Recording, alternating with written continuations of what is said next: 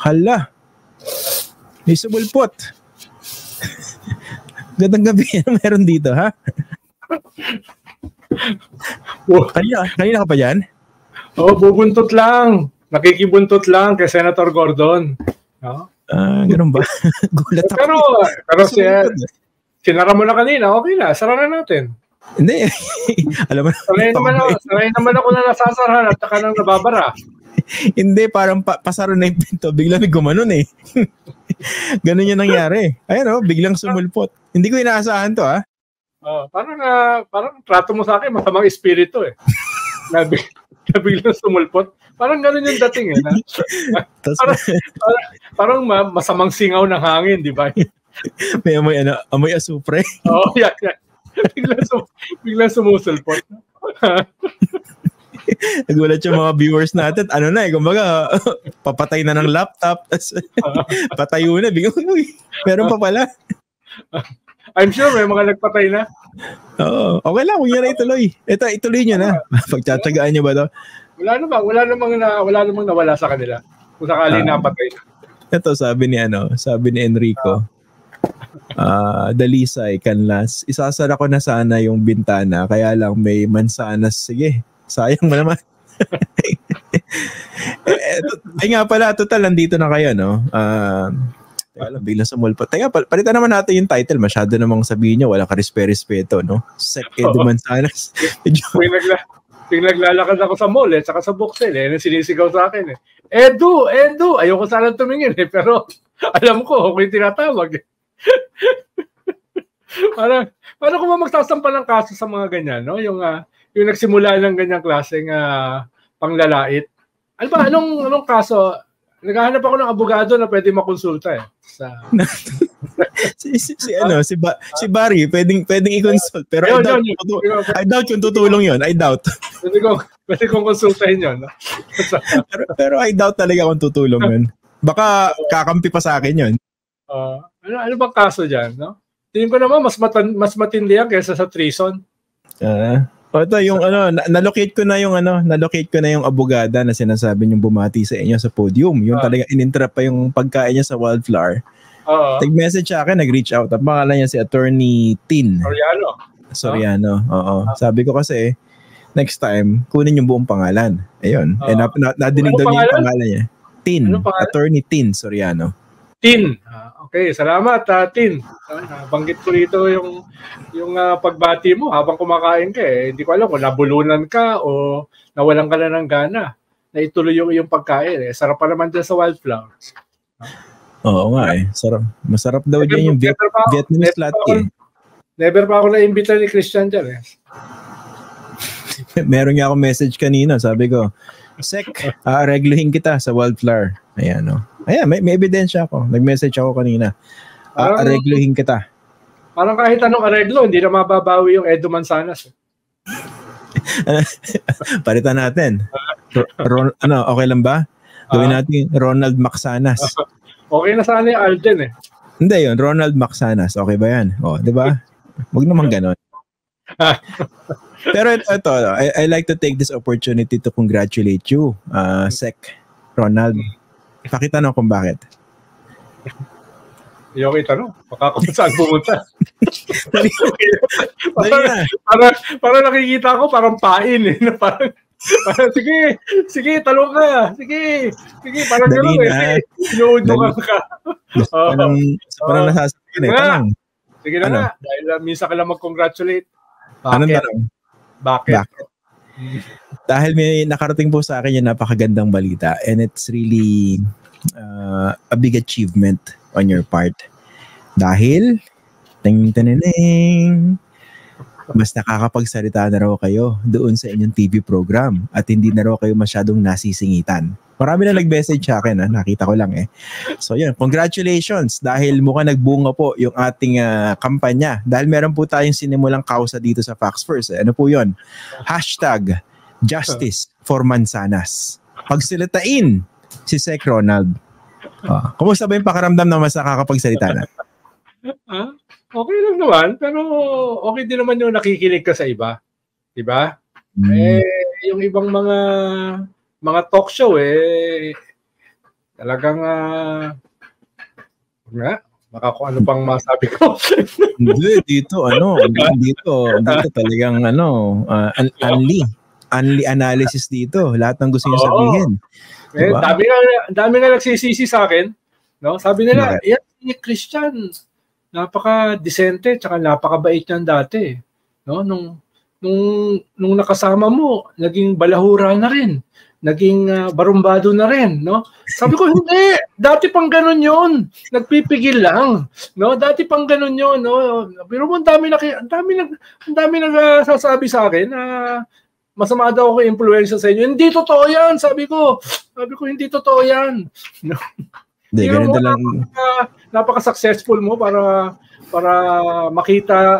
maipakita yung ganyang klaseng kadalisay mong itsura sa mundo, di ba? Wala nga nakalata na hindi. Hindi, maayos kasi yung pagkatao natin, maayos yung pagpapalaki sa atin. So, nakikita ng mga tao yon. Mag-survey na lang tayo. Mag-survey na lang tayo. Pag binablind item ka, daming sungay yung lumalabas, hindi lang dalawa eh. Hindi, ganito na lang. Idikit na lang natin, ipaskill natin yung mukha natin, magkadikit. Ang tanong, kanino ka mas magtitiwala?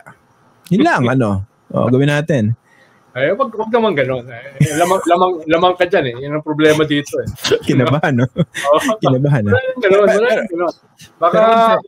Baka magpa-survey pa yung tokayo ko na isa eh. Baka magpa-survey pa eh. Kung sino mapagkakatiwalaan sa ating dalawa eh. Oo, basta malabas ang margin of error, ha?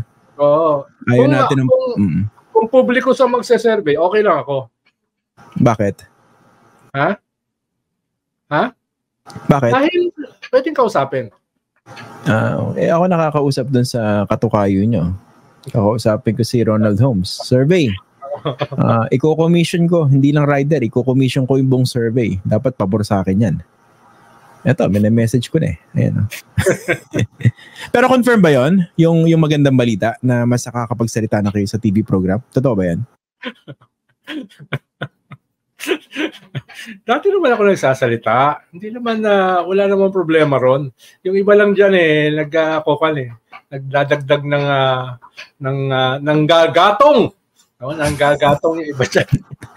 Yan ang problema alam ko kung saan nanggaling yan eh. Yung mga nagsimula ng mga pa-Edo Manzanas. Yan talagang manggagatong talaga yung mga yan. Alam niyo ang problema dito sa nangyayari ngayon, no? Kulang po tayo sa gratitude eh. Alam mo yung pinaglaban mo na yung karapatan niya na makapagsalita. At I heard, di ba? Wala naman kayong bayad dyan sa guesting na yan. Ano ba naman yung pagsalitain na mahaba-haba? Pero ako kasi I feel for you, no? Ako kasi ayoko rin ako bilang isang host yung kinakat lagi yung kausap kasi meron yung train of thought yan di ba? May nilalatag kayong toward the logical conclusion pero pag bilang sininitan, predicate, conclusion, predicate ako magandang loob lang ako. Okay na ako sa stream of consciousness. Si Duterte yun. Depende sa gising.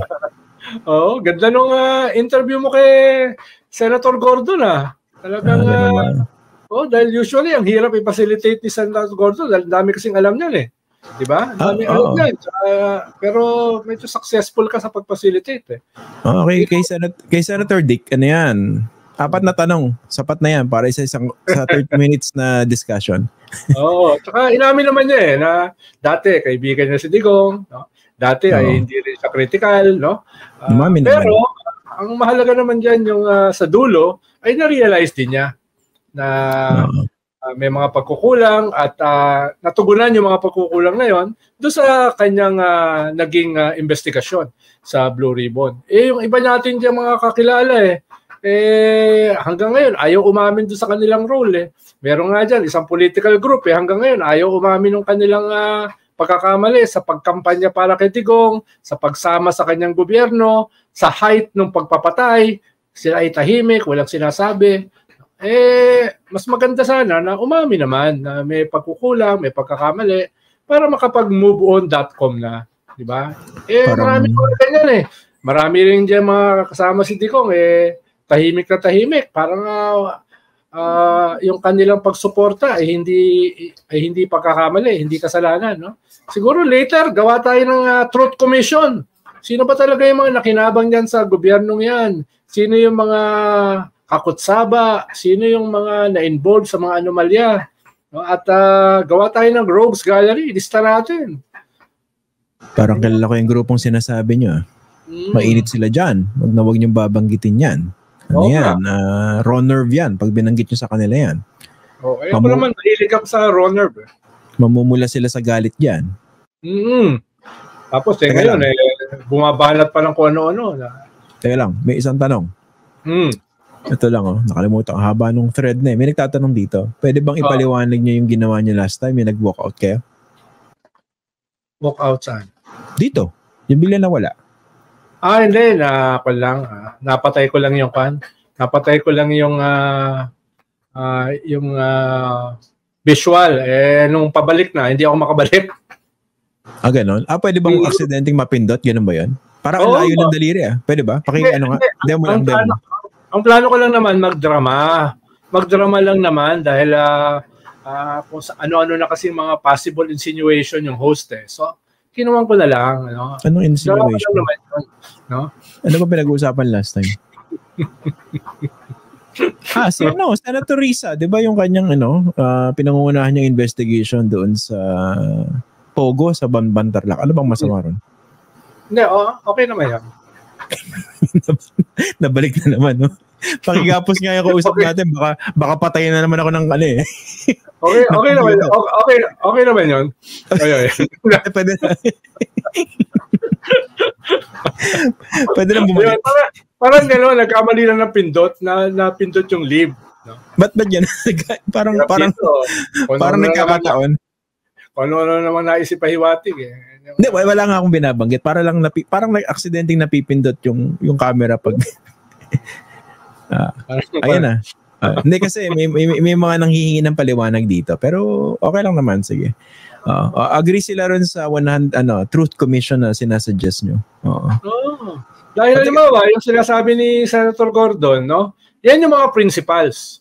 No? Yan yung mga principals. Dapat nga talagang lutuin ng husto yung mga yan dahil imagine, anong klaseng mga tao yan, di ba?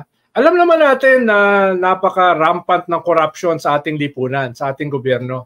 Pero yan yung pinakagrabe, may pandemya. Lahat ng tao ninenervyos, hindi makalabas ng bahay. 70,000 ang namatay, mahigit. Hindi pa dyan nakabilang yung mga indirect na hindi necessarily diretsang COVID yung dahilan, pero may relasyon yung COVID. Kaya malamang mas malaki pa sa 70,000 yung mga casualties. At yung mga nag-survive na araw-araw habang sila ay may sakit, hindi alam kung ano mangyayari sa kanila. Lalo na pag yung may mga sakit ay yung kanilang mga kapamilya. No? Imagine mo yung intensity ng ganyang klaseng krisis. Tapos may mga pinaghahanap buhayan pa. Hindi na mga tao yung mga yan Tapos makakatakas, tapos walang magagawa yung ating gobyerno.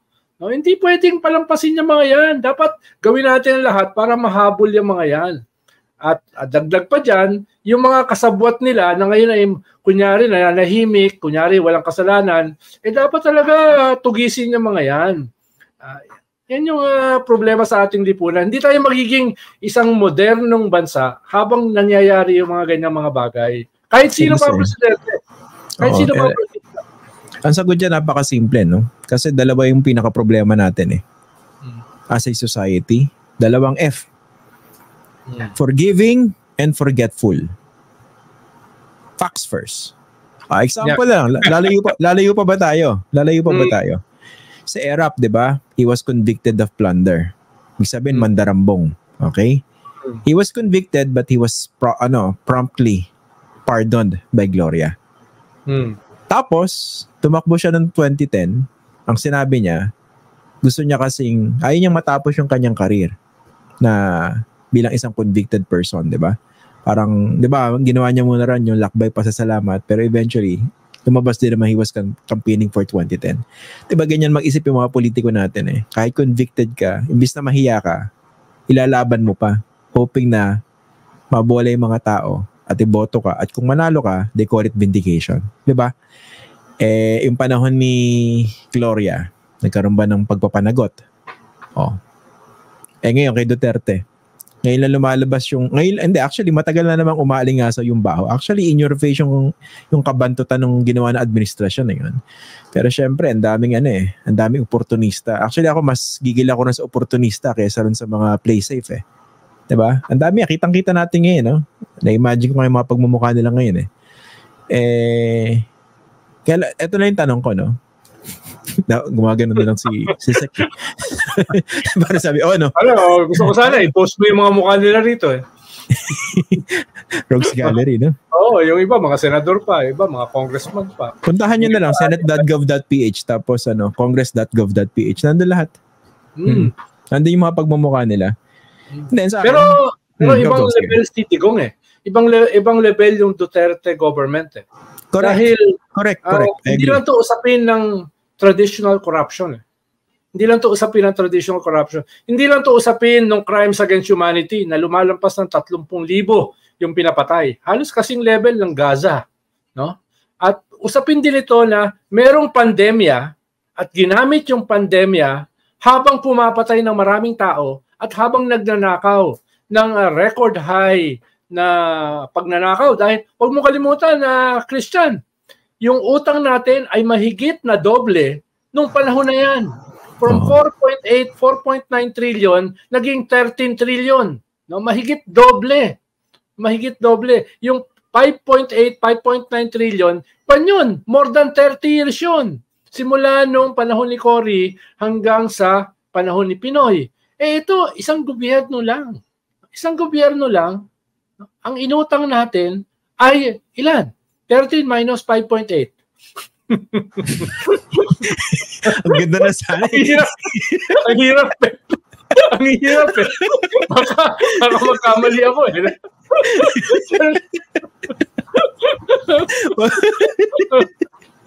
Huwag yung gagawin sa rally yan, ha? Ang taas ng passion ng level. Ito, naisip ko, teka, baka magkamali ako ng subtraction. Kaya ako nag-journalism, dahil ayoko ng mathematics eh. Di ba? Ginto yun, ha? Teka lang. Di ba? Ang tindi.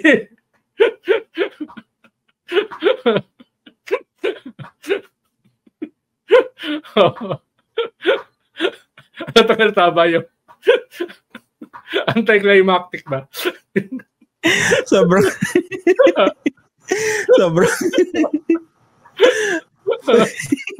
na-imagine ko nasa rally, yung mga tipo Pepe joke, no? Ajit. Biglang tumigil. Nagso-subtract pala ng mga numero. Tapos nag-self-doubt. Baka magkamali ako.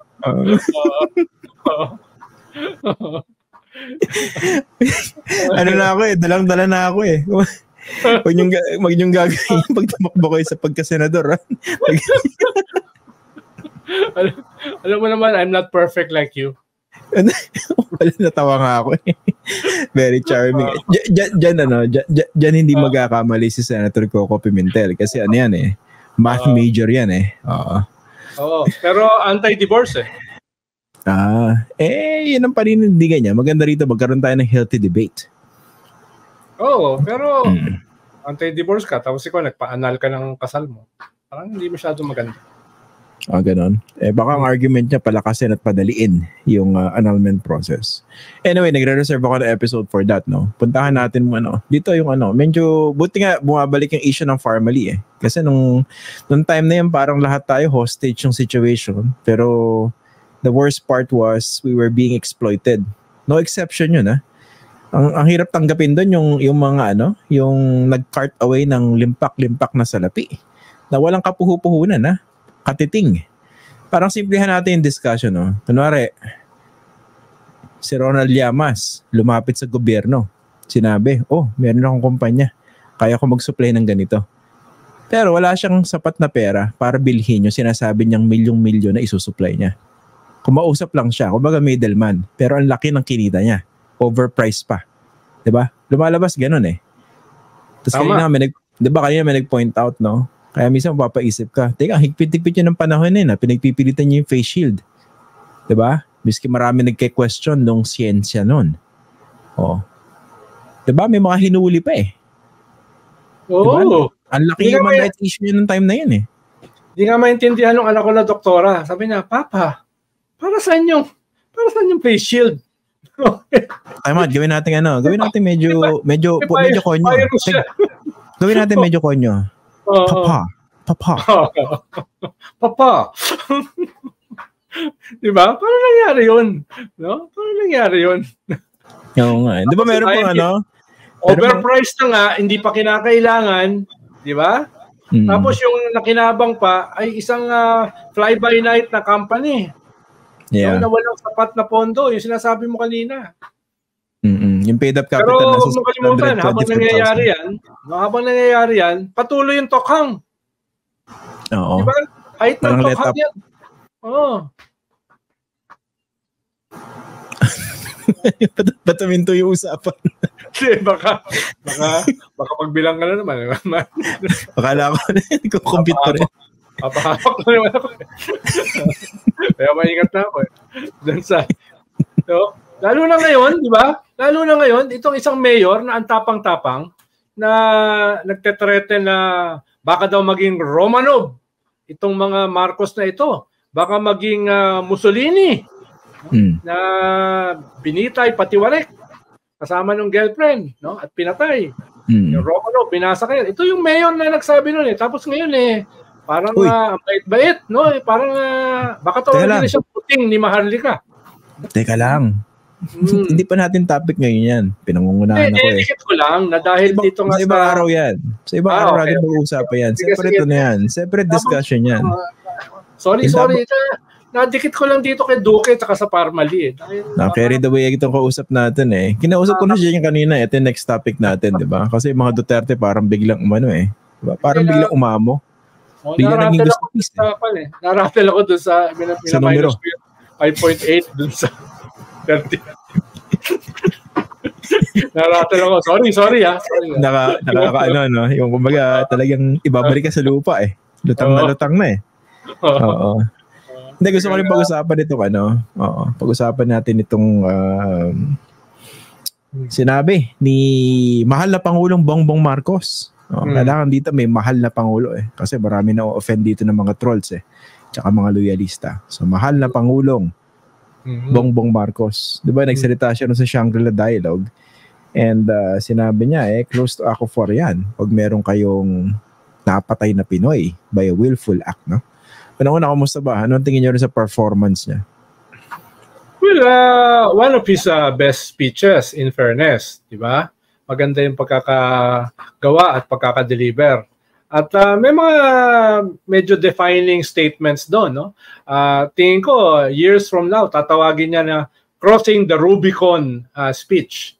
No? Dahil yun yung sinabi niya na pag may namatay na kahit isang Pilipino, whether sundalo o civilian, that is close to a declaration of war. No? That is crossing the Rubicon.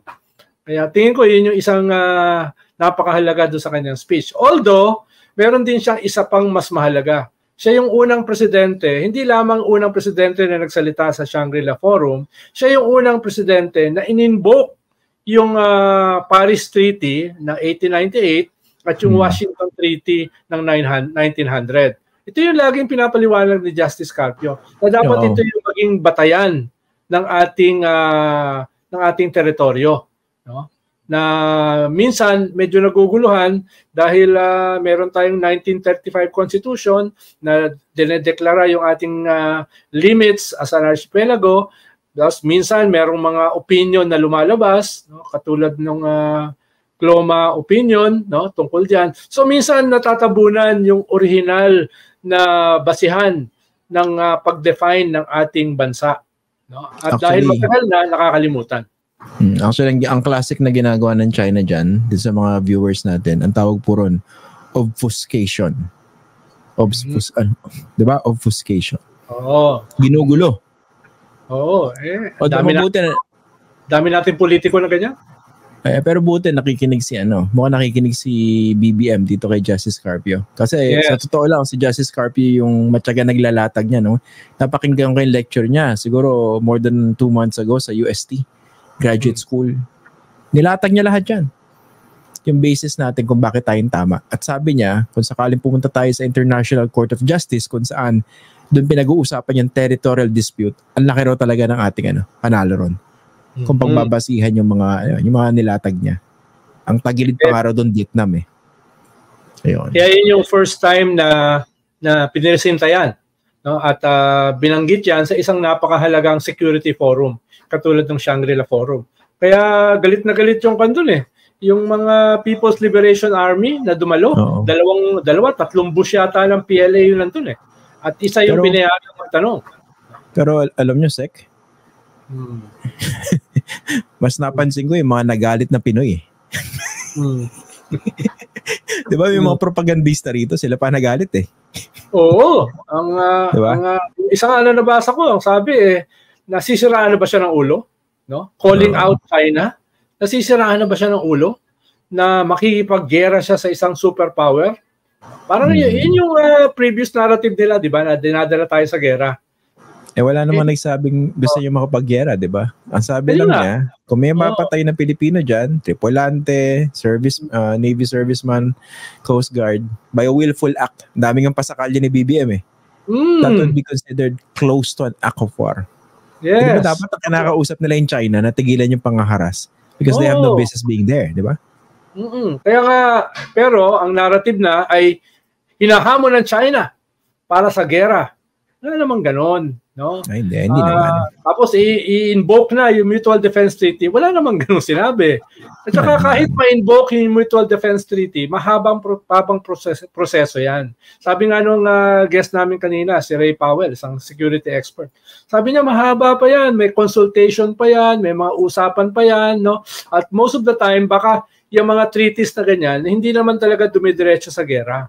No? Hindi naman yan, unless talagang in-invade yung bansa mo.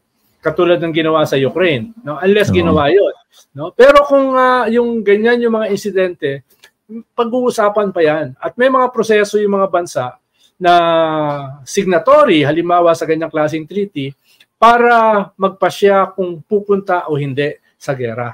Pero yun yung dulo eh. Yun yung dulo. Pero ito kasing mga talking heads ng China na ito, yung kagad ang kanilang narrative na parang pag pinaglaban mo ang ating karapatan, pag pinaglaban mo yung isang Pilipino na mapapatay ng isang aggressor, ang habol mo na gera.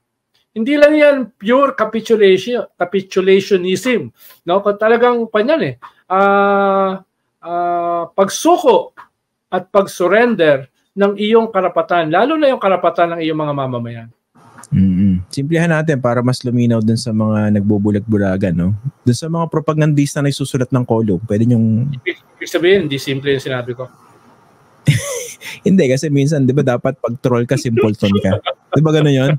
Simplihan ba natin? Ito example. Sige. Si Sek Llamas, meron siyang bakuran. Okay? Nasaan niya bakuran? Isang umaga, habang naka-t-shirt siya na puti, tapos naka-shirts, kumakain ng mansanas, nagbabasa ng dyaryo, umihigop na mainit na kape. Napansin niya, meron siyang kapitbahay. Kapangalan niya, Ronald din ang pangalan. Aba, nandun na sa bakuran niya, pinipitas yung tanim niyang mansanas. Tapos naglagay ng muhon, sinasabi, akin to. Kahit nakatira siya, siguro 3 kalye mula ron sa bakuran ni Sek Llamas. Ngayon, ang sinabi ni Sek Llamas, uy, wala kang karapatan dyan. Bakuran ko yan eh. Yung ibang kasama sa bahay ni Ronald Llamas, hindi ako kasama ron ha, pero meron siyang mga kasama. Sabi, ba't ka sumasagot? Gusto mo ng gera? Gusto mo ng away? Ang laki-laking kapitbahay niya, gusto mo awayin. Parang ganun po yung lumalabas. Diba? Ronald Llamas, wala siyang magawa doon sa sarili niyang bakuran. Alam mo, manahimik na lang siya. Diba? Yung kasama sa bahay ni Ronald Llamas, nasa payroll ng kapitbahay. Parang yun. Tama. Pero baka next time, pwede naman Chico o kaya Guyabano, yung pwede mong gamiting prutas na ninanakaw, na pinukuha. Sige, Chico. Chico. Teka lang, batiin lang natin to, kanina pa sila, oh. Si siklista sa Inglaterra. More power. Huwag niyo na po siyang tawagin na Edu. Hindi na po tama yan. Okay na po yan. Seklama salam. Pabati po, watching from England. Okay ba? Marquez family. Kinabahan ako Kumbaga nag-self-doubt na rin ako kasi kayo nag-self-doubt sa numero. Ako nag-self-doubt na sa pronunciation. Ano ba? Worcestershire. Baka maniwala sila na pipikon ako sa Edo Manzanas. Hindi po, okay po yun. Sanay po tayo sa lambing. Kahit hindi tayo nilalambing ng host. Hindi, ayaw na po namin gamitin yan. Okay na po kami. Formal po kami dito Oo. Meron ba kayong babatian? Hindi naman ako pikon. Hindi naman siya nagpapatay ng camera. Hindi siya ganoon. Si Lala Abellera. Ayan, binabati natin siya. Tapos si Oliver Bantian.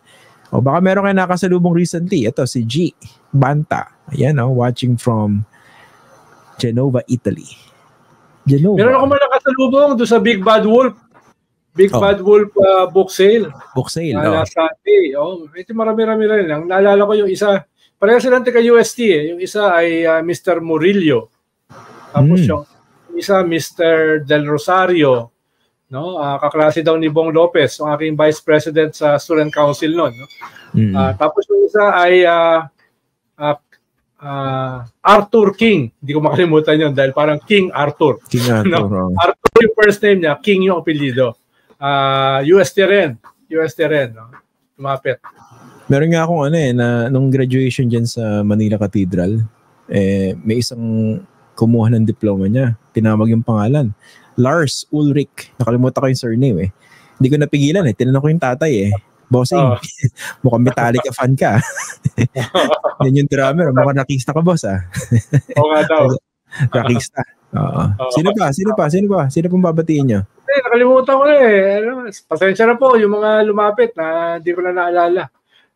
Binabanggit mo yung mga rockista. Panoorin mo yung Beatles, yung Lost Tapes sa Disney Channel. Ganda. No? 3 episodes. Yung gumagawa sila naghahanda sila sa isang concert. Na-videohan pala yon. Kaso nawala. Ngayon lang nakita sa isang vault. No? 50 years ago. Gumagawa sila ng isang concert. Yung kinukunan sila habang nagdi-discuss sila paano nila gagawin yung mga kanta na naaalala natin ngayon ng mga popular na. Kaya medyo nostalgic nakakakuha ng puso. Dahil tapusin na natin to kasi sabi ng guest natin manood ako ng Disney Plus Sige na. Tapos mo na ba yung Shogun? Guwante. Sabi manood. Tapos mo na ba yung Shogun? Hindi pa nadidistract ako kasi pinanood ko yung Ashley Madison documentary sa Netflix. Bala ko nga panood, hindi ko pa napanood. Wag na basta. Wag na. I suggest. Wag na. Hindi ka makaka-relate doon. Lalo tuloy ako nga manonood dyan. Parang gano'n talaga plano mo no? Yung tatanim ka ng konti, no? Tapos babawiin mo, no? Tapos di ba? Style yun Style yun. Lumang style na Ito pala, bago tayo magtapos, napansin ko lang, yung mga pronouncements ni BBM about China, parang parehong-pareho dun sa mga binitawang salita ni administration nyo, ni Pinoy. Di ba? Hindi, ang tawag nga sa kanya ni Idol Bobby Tiglao Aquino 2.0. That was 2022. That early. Ang tawag sa kanya ay Aquino 2.0. Hindi pa nagsisimula yung tambaloslos, hindi pa nagsisimula talaga full-blown yung kanyang pivot away from China, pero gano'n na ang tawag sa kanya. Actually, yun ang mali no? Kasi masyadong dinidikit sa personalidad Ito, kunwari lang if for some reason mayroong magandang ginawa si Duterte ng panahon niya, if for some reason Tapos, sinugundahan nung sumunod na presidente. Saka walang masama eh. Diba? Ba't mo sasabihin na 2.0 kung ito naman yung tamang paninindigan, diba? Yun. Yun lang. Kala mo meron. Kala ko meron pa susunod. Kala mo lalali. Ito may nagre-request, baka pwede raw kayong pagsabayan ni Professor Shelo Magno. Would you be okay? Yeah, nagsabay kami kay Robbie Alampay. Dati. Pinagsabay kayo. So, game kayo? Pag magsabay kayo? Yeah. Nakilala ko yan nung tumatakbo siyang presidente ng UP Student Council. Okay. So, yan. For the record. Nagpatulong si Percy St. John yan na i-train sila.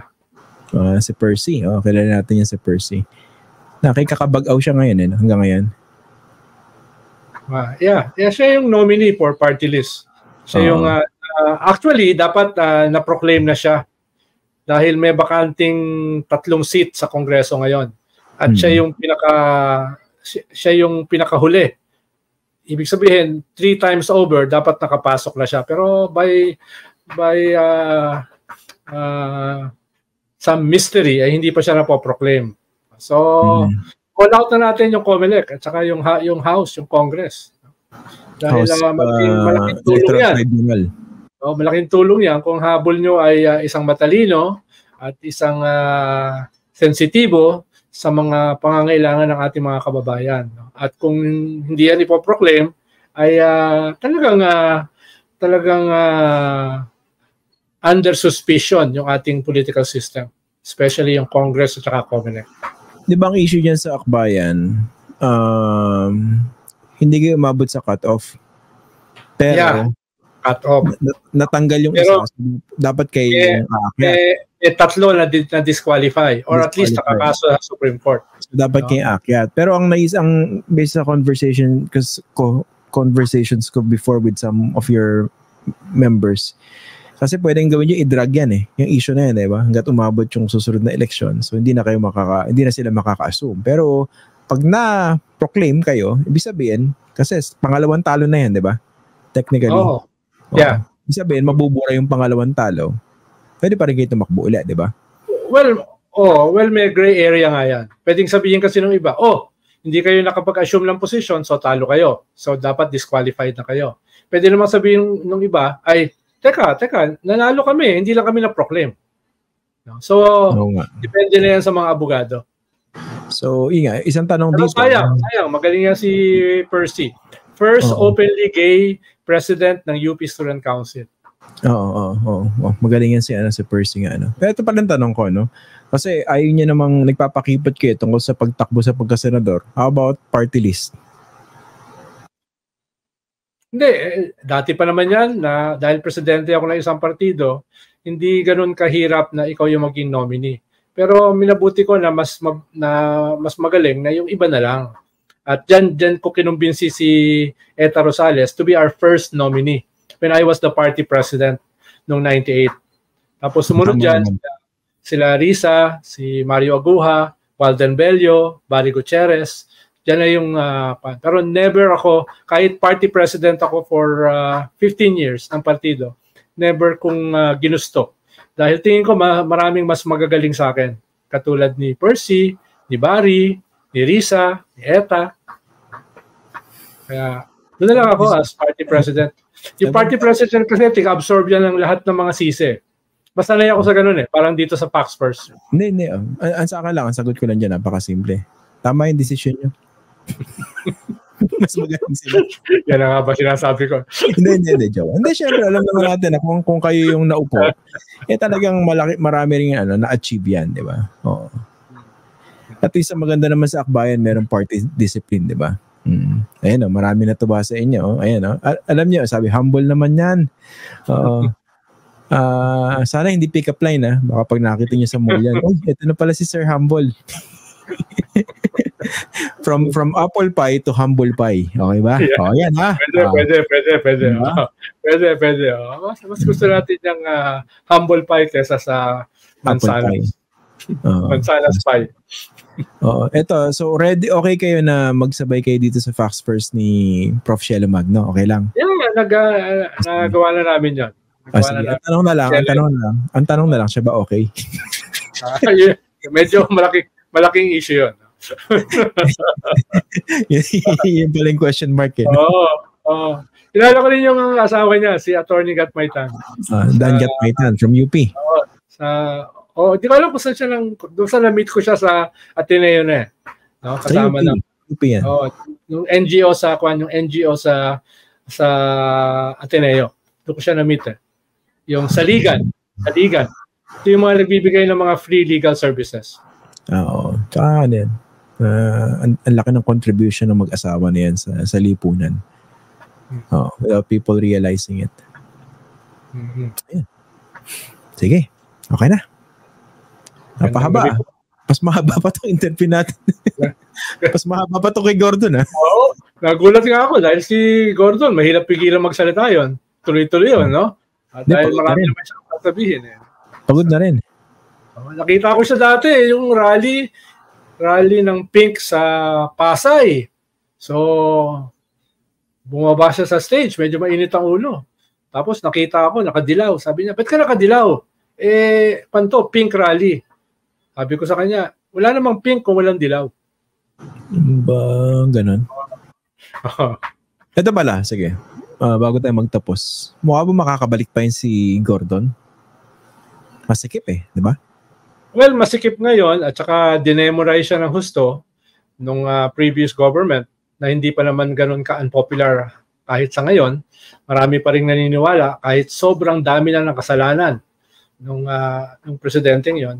Kaya ako, sana makapasok siya dahil magaling din na senador yan si Senator Gordon. Ibig sabihin, masusubukan talaga yung galing mo pag yan ang kadebate mo. Kaya yung mahigit kalahati ng senador ngayon, kakain ng alikabok yun pag si Dick Gordon ang kadebate nila. Kaya I won't disagree. Kaya maganda na nandun siya. Tama naman.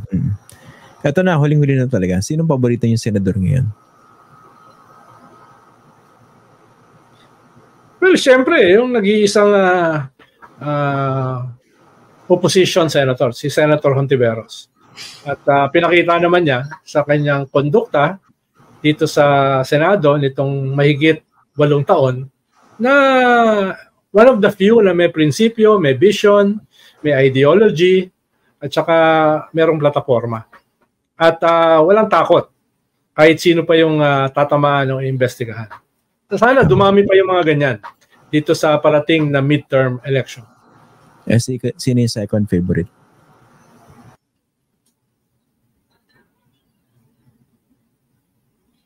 Isipin ko muna sa next episode na lang. Ang hirap ba nun?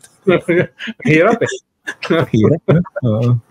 Hirap mag-isip Oo. Ikaw ba madali ka mag-isip ng... Oo. Sino? Teka muna, bago ko sagutin yan.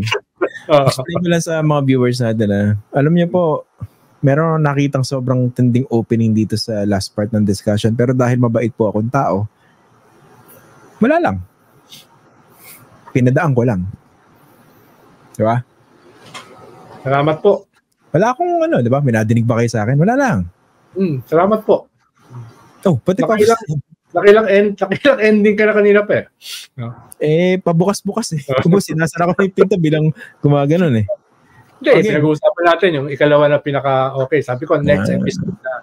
Sagutin ko na yung pinaka-paborito at saka pangalawa. Ako kasi, ang dali lang Malinaw kasi sa akin Una? Robin. My bad. No? Medyo nagkamali ako ron. Ang dami ko kasi ginamit na criteria. Number 2. Tanong. No. Ikalawa na pinaka-paborito mo na senador. Bato. Yan. Mahilig ka pala sa mga sa mga crocodile tears. Pangatlo. Pangatlo. Alam ko, dalawa lang. Bongo. Bongo. Okay. Yan ba, kasama ba sa Parmali yan? Tanong lang ha. Innocent question. Kasama ba yan sa Parmali? Parang hindi. I don't know. Parang hindi. Talaga? Parang hindi. Bakit? Ano bang kinalaman ng SAP nung special assistant to the president doon? Wala bang binanggit si Gordon kanina doon sa iyong interview tungkol sa kanya? Wala dito. Pero may nabasa ko kanina na dinidikit niya. Oo nga, narinig ko si Gordon na dinidikit yan. Parang unfair. Diba? Unfair. Oo nga. Re-electionist yan, no? Re-election. Huwag lang kalimutan. No? Re-electionist yan. Sino po ang paborito natin? Ito, agree na lang, no? Cynthia Villar, paborito natin yan, no? Oo, buti na lang, patapos na yung term niya. Yan ang mga paborito natin. Mga matidrink yan, Oo, anong sabi niya? Tutulong ako sa divorce dahil okay naman kami mag-asawa. Tama naman yun. Diba? Yan ang pinaka-compelling na argument. Sabi nga niya, di ba? Okay ako kay Kibuloy na tapusin na yung investigasyon dahil kaibigan ko yan . Diba? Ano mali rin? Yun yung mahalaga. No? Yung personal na motivasyon ang batayan mo sa iyong pagiging senador. Yan ang pinakamagaling na senador. Hindi plastic, hindi nagpapanggap, inaamin yung kanyang kadahilanan bakit siya senador. Parang ganito lang yan . Kunwari, yaman mo bilang politiko. Pakialam ko sa poverty. Yaman ako . Oo nga. Tama naman, di ba? Anong problema ron? Nung nagsasalita na nga si Mayor Go tungkol doon sa kanyang mga lupain doon sa Kwan, no? Parang nakikita ko yung mga thought bubbles ni Senator Cynthia Villar. Anong gawin? Tinitingnan niya paano niya bibilin yung mga lupa na yan. May cadastral survey na ba? No, sa isip na niya. Magkano kaya yan bawat square meter? Bawat hectare? Dami lupain ni Mayor Go . Kaya nakaganon si Cynthia Villar. Maganda mag-invest sa Bamban. Magandang tayuan ng kamelya, ganun ba? Oo, ganun siya. Saya ng Vista Mall, di ba? Ang ganda pala nung na yun, ng mga pogo ron. Para ka na sa Ortigas nung tinitignan ko . Grabe. Yung dami, di ba? Para ka na sa Ortigas. Parang nasa, tawag dito? Ecozone. Yung tawag doon, yung economic zones. Ganda, galing Ganda. Pati yung kanilang torture chamber, ang ganda ang linis First class, no? Nalinis yung mga dugo at saka yung mga kondo. Pero first class ba? Yung kalidad? Pati nga yung torture chamber, first class. Di okay yun. Diba? At least meron meron pamantayan. Importante yan Standards. Buti na lang, tinanggal ang lahat ng pulis doon. Pero lahat yan nangyayari sa ilalim ng kanilang ilong. No? Baka talaga hindi nila alam. Tuda ko. Either kakutsaba ka, sobrang okay sobrang tanga ka. Katulad nung kanina yung hearing sa Congress tungkol sa EJK, binabanatan si Pulitzer Prize awardee Manny Mogato na hindi daw totoo yung kanyang sinulat. No? Totoo, no? At pinapakontempt pa yata siya no? Sino ba yung yung nagpapakontempt? Basta yung isa ron, yung pangalan, patay ang pangalan, patay. Pulis yata yun. Yung isa sa mga na-interview niya. Oo. Parang kahit anong gawin mo, kung ang pangalan mo, tsaka apelyido mo, patay, parang ang hirap no? Ang hirap sabihin na hindi totoo yung interview. Oo nga, I heard inipit si Manny Mogs Pero alam nyo, sa mga viewers natin, hindi simpleng maglabas ng special report or investigative report ng Reuters. Talagang masinsin, no? Hindi nyo pwedeng sabihin, inimbento lang yan. Hindi po pucho-pucho yan. Tsaka Pulitzer Prize, that's the highest journalism award, no? Tama. Hindi yan yung mo para manalo ka. Oo, tsaka yung expertise niyan, yung karanasan niyan, di ba, yung katauhan niyan, hindi mo yan matatawaran. Tama. Agree. Ayun. Okay na? Okay. Okay na. Na-minus mo na yung 5.8 sa 13. Ayoko, baka magkamay ako. Masira ako. No comment, kaya tatawa na lang ako. Kumain na ba kayo, by the way? Kumain na kayo? Ito, may cropek pa ako, yun. Anong tatak niyan? Yung ano? Chicharong hipon ba yan? Oo, chicharong. Sarap nito, yun. Paborito. Masarap nilagyan ng suka. Pinakurat. Bagay sa pinakurat yan. Sarap.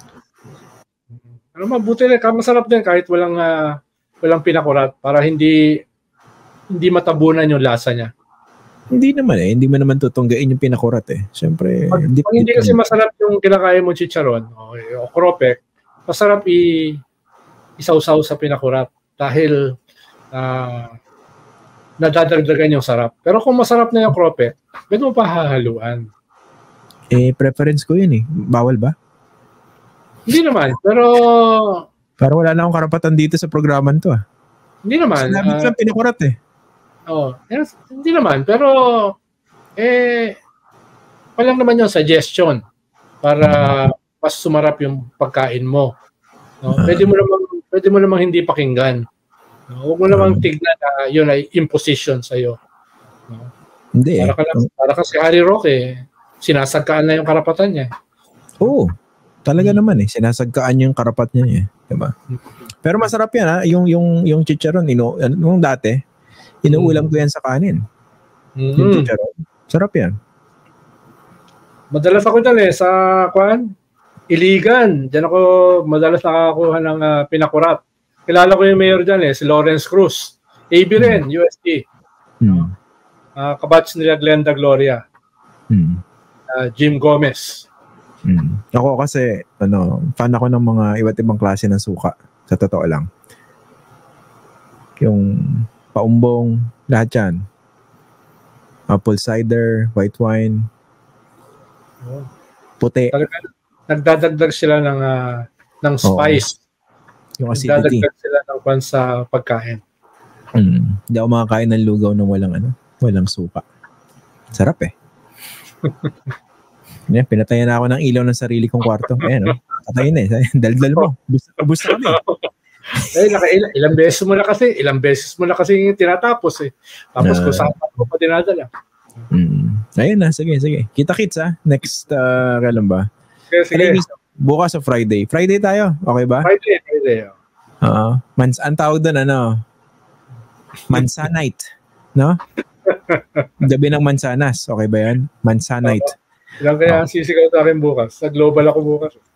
Saan? Saan sa Global? BGC? BGC. Ano meron?